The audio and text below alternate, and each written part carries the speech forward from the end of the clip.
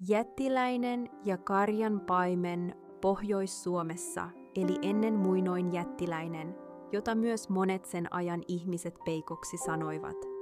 Hän oli hyvä mies, ei tehnyt kenellekään pahaa, vaan eli sovinnossa kaikkien kanssa.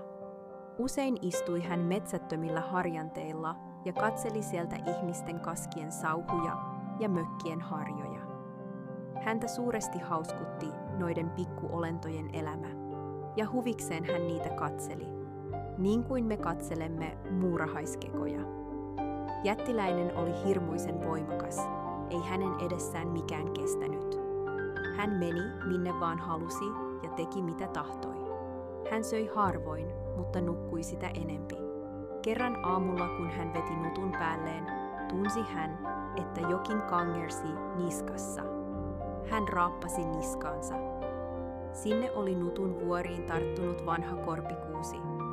Kun hän oli 10 peninkulmaa kävellyt, tunsi hän, että kengässä oli jotain, joka painoi varvasta.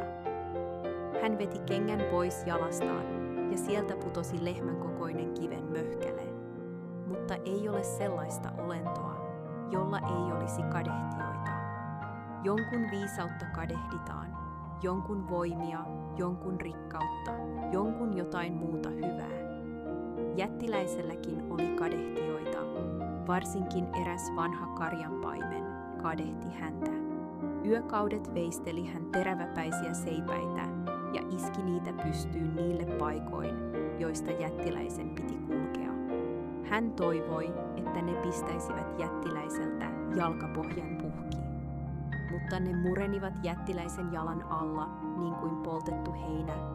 Ihmisen jalan alla murenee. Kerran kun jättiläinen makasi korkean jyrkänteen juurella, nousi karjanpaimen jyrkänteelle ja vieritti isoja kiviä jättiläisen silmille. Jättiläinen heräsi, hieroi silmiänsä ja sanoi, mistäs nyt tomua silmiini lentää. Karjanpaimen puhui aina jättiläisestä ja koetti tehdä häntä naurunalaiseksi.